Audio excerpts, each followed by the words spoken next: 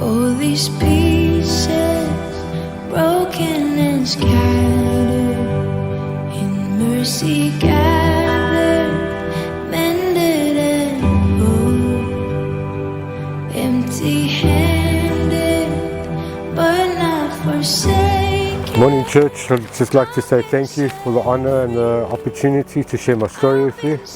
And it's not only honor but a privilege.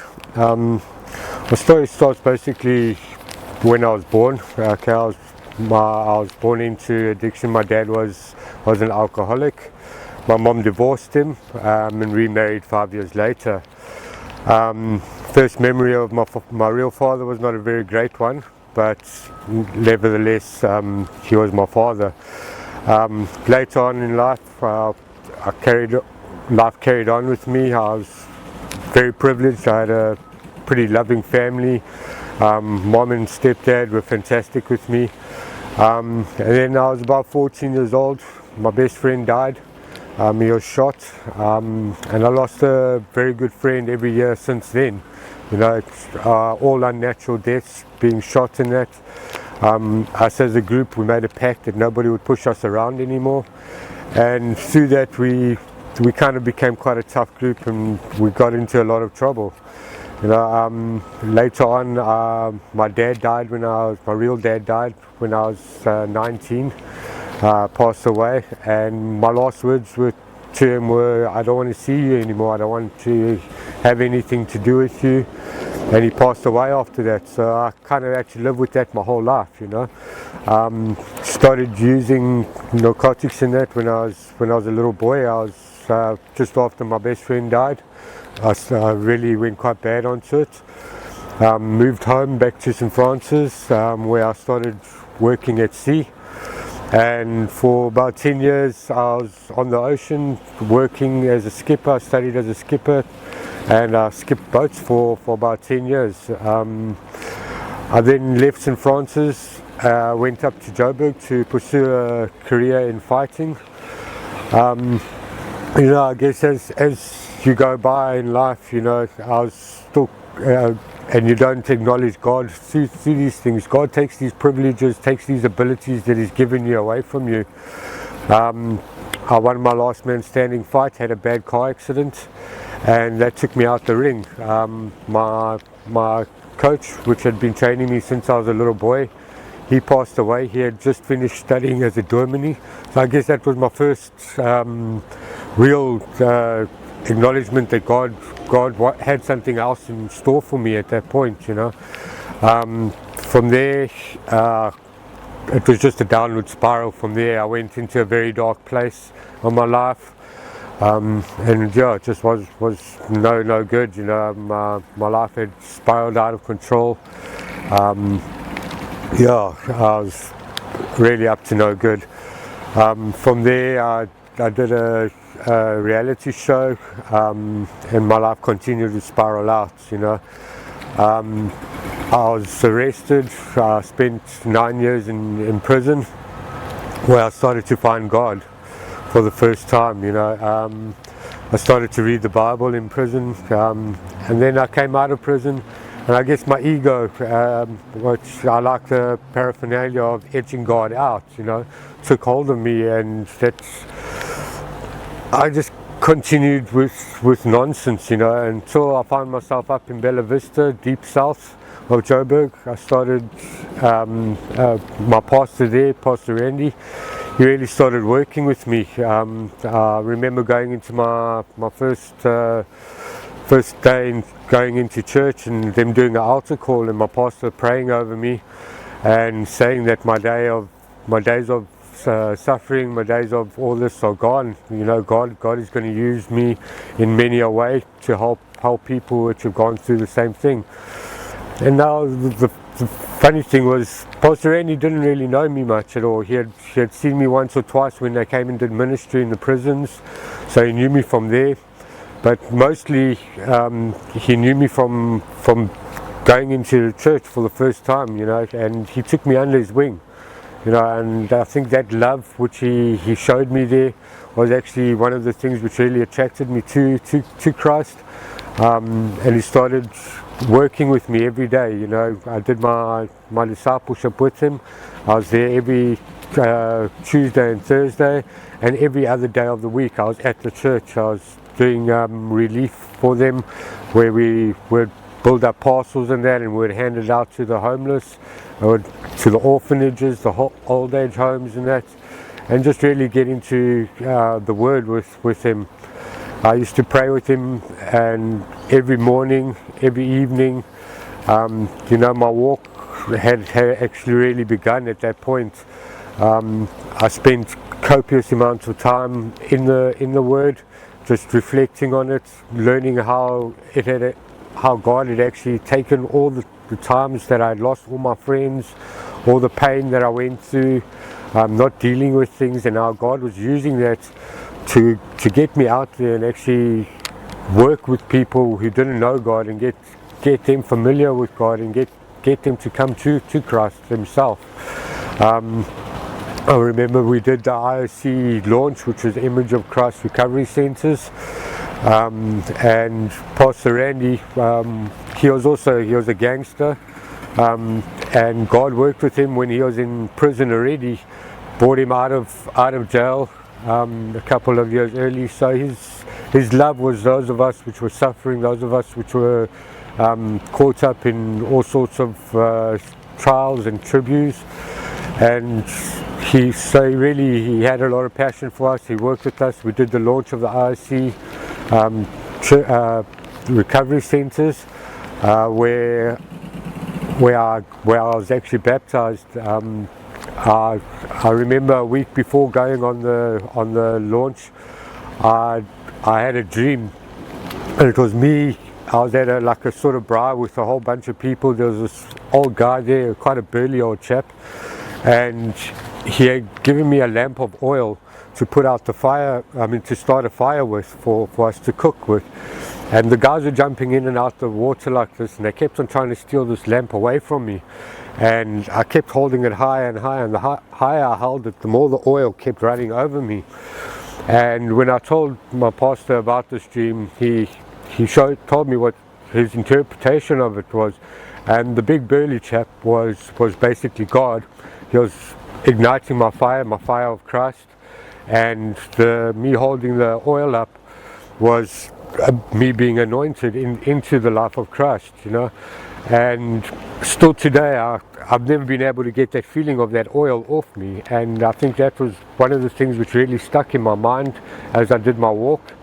I remember going into the water when I was baptized, and when I said my say of, you know, my life of shame and my life in the flesh is done, and shows my body, Christ, use me for what you want, you know. And when I went under the water when they baptized me, I just remember feeling this like thump like this on my chest like that. It felt like all my air had been kicked out of me, all the blood was being taken out of my body and slowly trickling back into me. I came up out of the water, I was out of breath, and I was like, wow, you know. I just remember everything being bright and like really glorious. It was the first time I'd actually really felt the Spirit of God inside me, and I felt this massive weight off my shoulders, you know, that I could actually walk with no more hassles. At the camp we had prophets and that come through, which Pastor Randy had brought through from the Northern Cape, and they prophesied over me that my life of violence, which I had become accustomed to because I really didn't like people very much. I didn't trust anybody because of what had happened to me and all the things that had happened to me, having lost all my friends and that. They told me that my life of violence was gone, and that I need to go home. My folks are waiting for me. Now, the weird thing about that was I hadn't seen my folks in 9 years. I hadn't spoken to them. I hadn't spoken to my sisters in almost 14 years. I spoke to my one sister on an odd basis, because she had pretty much forgiven me for a lot of things, but she was always very wary of me. you know, so I hadn't spoken to them, and they said my folks are waiting for me, they want me to come home. I still hadn't spoken to them. You know, I'll speak to my dad maybe once for about a couple of seconds on a month, just to let them know that I'm still okay. But so yeah, so I hadn't spoken to my folks in 9-10 years, and you know, so this was quite a shock. I remember feeling the Holy Spirit hit me. I fell back like that, and they continued to pray on me as I was lying on the ground, you know. And later on, I ended up doing my testimony at the camp for the guys. And when I was giving my testimony, I was talking about my best friend, which died when I was 14, and my pastor's wife, which is also a pastor, Pastor Jade. She tapped me on the shoulder and she said, "Gary, you're talking about my cousin." It ended up being her cousin was my best friend when I was 14. Now, I hadn't gotten any closure or anything in my life about that. I lost contact with his parents, his mom, which is now in ministry as well. She does a lot of disciple work in that. She goes all over the world in that, working with the ministry. And she put me back in contact with these people. I got closure on what happened for the first time in my life, and I guess that was God talking to me, telling me I'm in the right place at the right time, and nothing happens just by coincidence. You know, later on, went home after all that, after the launch of the IOC, and I continued with my discipleship. The time came that I was ready, and it was time for me to go back. You know, the pastor said to me, "It's time for you to go out and actually foresee what was prophesied on you." So I took the last bit of money I had, bought a bus ticket, and headed up here. I still hadn't spoken to my folks or anything at that point. You know, only people that knew I was coming up here was my pastor. Even my best friends, Nicole and Jay, they didn't know I was coming up here yet. So I headed up here, got up to PE. I didn't have a cent left on me. I had a small bag like this which I was carrying. I'd only bought enough clothes for the journey up here because I wasn't too sure on what exactly was going to be an outcome of it. And to be honestly, I thought my folks were going to tell me to go back. You know, I didn't expect what the outcome of what was going to come, you know. But I had to continue to be faithful. I had to learn how to become faithful, available and teachable in the way of Christ. And so I was being obedient, and I continued, got off the bus in PE. I had not a cent on me. I didn't know how I was getting from PE up here to St. Francis. And I remember climbing off the bus and just praying and saying, "Lord, please, you've gotten me this far. Please continue, get me the rest of the way." Open my eyes, and as I opened my eyes, a police van, a Humansdorp police van, drove past me. And I remember stopping the police van and saying, "Look, can you give me a lift to St. Francis? I'm on my way there." And the guy saying to me, "Okay, cool, no problem. He's just going down to the bottom of Cape Road. He'll turn around when he comes back up. I must just wait here for him." So I was like, "Okay, sure, okay." I got my way to Humansdorp at least. I'm sitting there and I'm minding my own business and just waiting for this guy. And the lady comes up to me and she taps me on the shoulder and she says to me, "God says I need to give this to you." And she gave me exactly 30 Rand. Now your taxi from Humansdorp to St. Francis was exactly 30 Rand. So long story short, got to Humansdorp, climbed on the taxi, head out to St. Francis. Now I'm walking along from the entrance to St. Francis to the house. I was nervous because I didn't know what my folks were going to say or anything like that. I remember ringing the bell and my folks looking out the window like this, and they weren't sure like who it was, and then they recognized it was me. They came outside, and you know, they welcomed me with open arms. My mom was stoked to have a son back. I spoke to my folks, told them where I was in my life, what my intentions were, and they were really happy to have me back home. I remember that Sunday, going to church with my aunts and them at United Church, and sitting there, and Pastor Paul was talking about the prodigal son and just how God delivers us and brings us to new places, and my aunt tapping me on my shoulder. At this point the tears are running down my eyes. It was like the most amazing feeling, but not tears of sorrow or anything, just really happy thoughts. And I was home. My aunt tapping me on the shoulder and saying, "Gaz, you realize you're home?" And it was beautiful, I was home. I'd come home to the place I loved, to the people I loved, and so that was quite moving for me. And then I remember when I arrived here, the next day I contacted my friend Jay. I said to him, "Jay, I'm back, and he was like, "What? You're home?" I was like, "Yeah." He said, "Well, do you want to come back to see?" I was like, "Yeah, definitely." So that Tuesday after church, Monday after church, I packed my bags. That Tuesday I climbed on the boat. I came back to sea. I was at sea for my birthday. I arrived just before my birthday, and I was on the ocean for my birthday, and to me that was the greatest birthday present I think God had ever given me.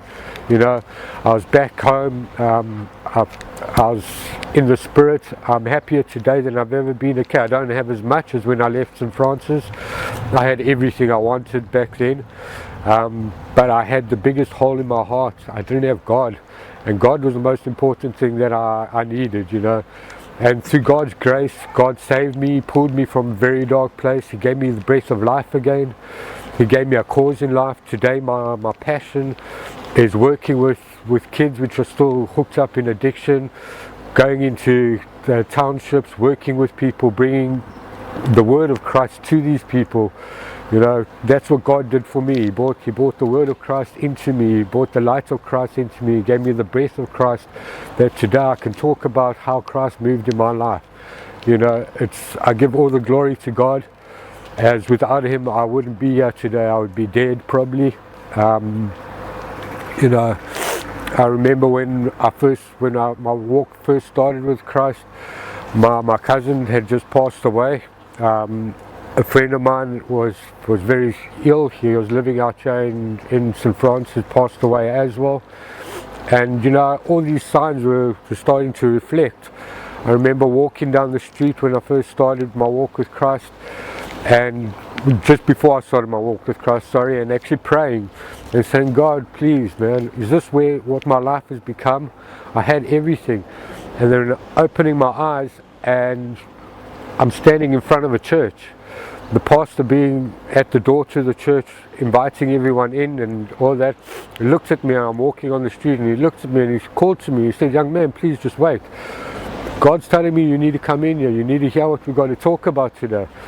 And I walked in there that day, and it was beautiful. What the message that was being transferred, and that God, the message he actually brought out was that God never gives up on us. And all he asks from us is our obedience, our love, our loyalty, and that is probably the greatest gift of all, and just that faith, the gift of faith, And later on, as I went into ministry with Pastor Randy, and Pastor Randy started teaching me, one of the verses that he brought out was, and it was my very first memory verse ever, was in Ephesians 2 verse 8 to 12. Where he says, we are saved as a gift from God, not by the works of ourselves, but as a gift from God, as we are his handymanship, prepared in advance to do good things, to do God's work. And that verse just sat with me the whole way through my walk, that God had taken me, this lost soul, this disturbed kid, person who hated everybody, hated himself. I couldn't even stand to look at myself, and had given me this gift, this love for Christ. Today there's nothing I do at all where I don't speak to Christ the whole time. I leave the house, I pray before I go out. I pray before I eat. I pray before everything I do. I never leave the house without my Bible. It's the first thing I pack in my bag every day. It's the first thing I reflect on. Before I go to sleep, it's the last thing I think of is Christ in my life, you know, because He gave me this gift. He gave me the gift of life again, and just the complete awe of being around Him, you know. I remember they used to call us, because me and my pastor Rance, when we used to pray and we used to do worship, we used to get on our knees and would, you know, there would be many a time where the tears were rolling down our eyes, you know. And they used to laugh. They used to call us the crying worshippers. And it was funny because they were just tears of complete relief all the time, and our love for Christ had just exuberated.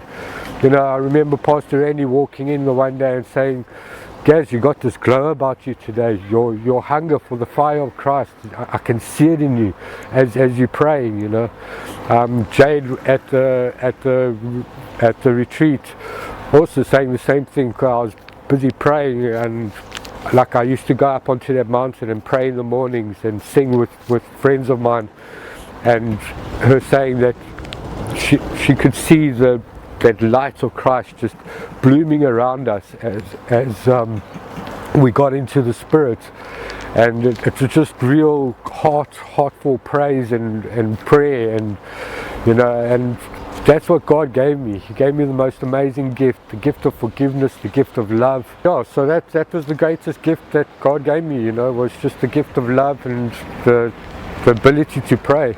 You know, there's nothing today that I've prayed about that hasn't come true. Absolutely everything I've prayed about has come true, from me being reunited with my folks, the relationship with my sisters. I didn't speak to most of them for 14 years. Today, in fact, I'm going to speak to my second oldest sister, which I haven't spoken to in 14 years. She wants to speak to me and see how life's going, and you know, just really sit down and have a heart-to-heart, which is fantastic, you know. And I just, you know, I go back to what I'm saying, and you know, and I just thank God for everything He's done for me, giving me my life back, and just giving me the fresh health, fresh way of living, and the right way of living, and keeping my eyes focused on Christ at all time. I know that God has got a lot more work for me to do, and that's my story. Thank you very much, and God bless everybody.